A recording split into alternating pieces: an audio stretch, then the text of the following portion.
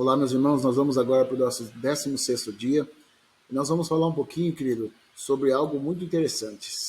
E eu quero te fazer uma pergunta. Você saiu de cima do muro?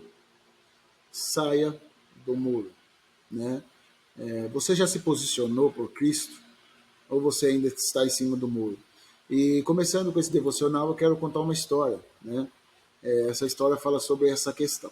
Havia um grande muro separando dois grandes grupos. De um lado do grupo estava Deus, os anjos, os servos leais de Deus. Do outro lado estava Satanás e sua trupe, né? E seus demônios, dos que não servem a Deus.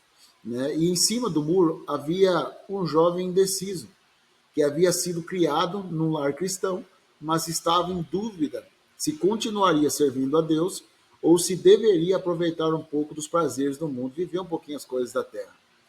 O jovem indeciso observou que o grupo do lado de Deus chamava e gritava sem parar para ele. Era uma gritaria, um desespero. Eles gritavam: vem, desce, vem para cá, vem para o nosso lado, vem para cá, vem, tome uma decisão hoje, vem para cá. E desce, vem, vem, sai desse muro agora. Já o grupo de Satanás não gritava, ele não dizia nada, não falava nada. O jovem indeciso, olhando para aquela situação, resolveu perguntar para Satanás: por que você e seu grupo não nos chamam, nem tentam convencer a gente para descer para o lado de vocês? Grande surpresa foi que o jovem, quando Satanás respondeu o seguinte para ele: é porque o muro é meu, o muro é nosso. Nunca se esqueça disso, gente. O meio termo nunca é bom. O muro tem dono, o muro é de Satanás. Irmão, pessoas que estão vivendo mais ou menos. Irmão, deixa eu dizer uma coisa para você. Ela não está do lado de Deus. Deus espera de nós um posicionamento. Deus espera de nós uma atitude. Deus espera de nós aquilo que é algo radical, de tomar um posicionamento da parte de Deus. Deus não fez a gente, querido, para apostatar ou para viver mais ou menos. Tá? 2 Coríntios 6,14 diz assim: não vos prendais a julgo desigual com infiéis. Porque que sociedade tem a justiça com a injustiça? Não dá para você ligar justiça e injustiça. Que comunhão tem luz com trevas? Não dá. Que concórdia entre Cristo e Belial, o que pertencente ao fiel com o infiel? Que consenso tem o templo de Deus com o templo dos ídolos? Porque vós sois o templo de Deus vivente. Como Deus disse: neles habitarei, entre eles andarei, eu serei o seu Deus, eles serão o meu povo. Por isso saí do meio deles e apartai-vos, diz o Senhor, não toqueis em nada imundo, e eu vos receberei. E eu serei para vós pai, e vós serei para mim filhos e filhas, diz o Deus Todo-Poderoso. Irmãos, olha o que ele está dizendo, querido. Aí ele entra, ele está no capítulo 6, aí ele entra no capítulo 7, dizendo o seguinte: ora, amados, pois nós que temos tais promessas. Pastor, qual promessa que ele está falando? Essas que eu acabei de ler com você. Neles habitarei. Ó, vocês são o templo do Deus vivente. Neles habitarei, entre eles andarei, serei o seu Deus, eles serão o meu povo.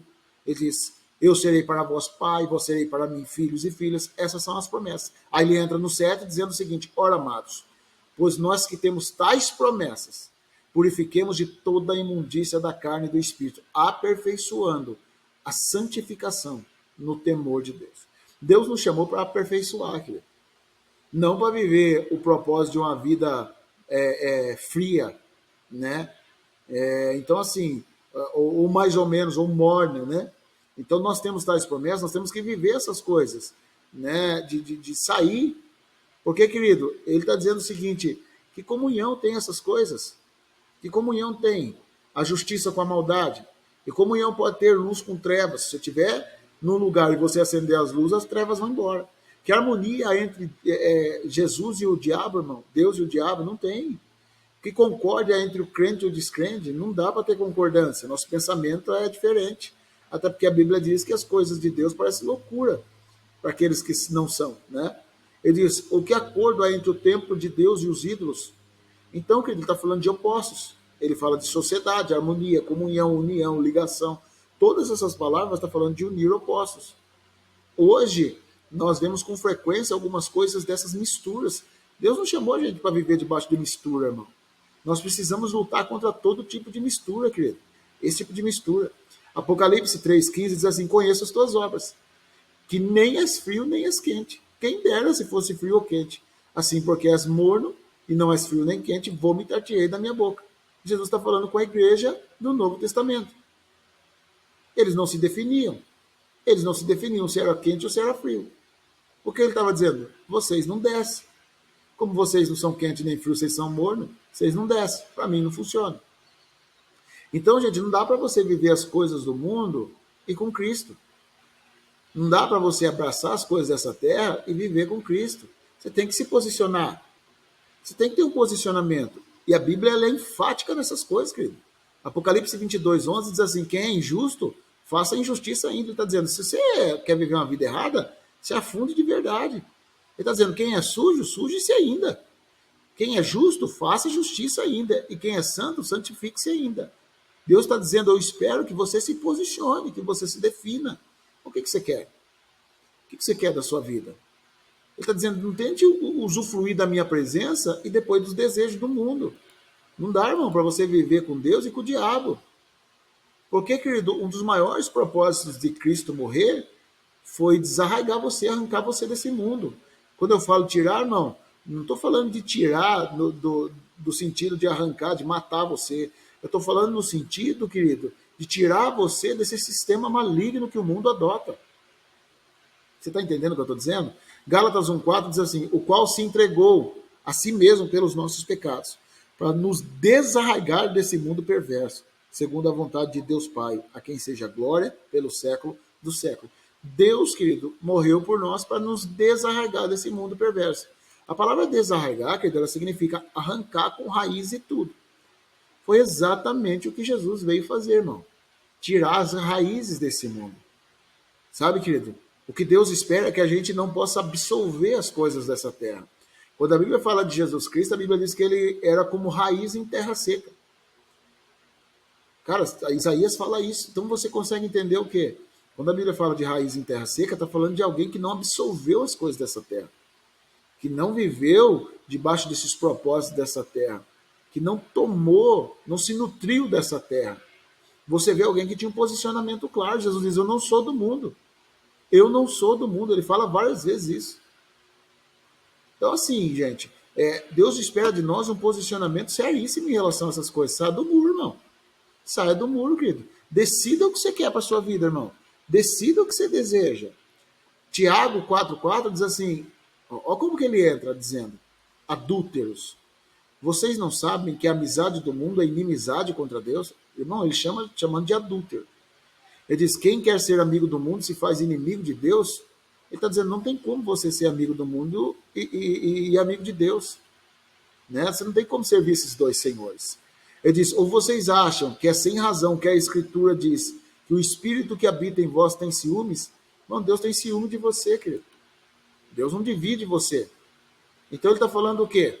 É alguém que foi preparado. Ele usa a palavra adúltero, por quê? Ele está dizendo, nós estamos sendo preparados para o noivo.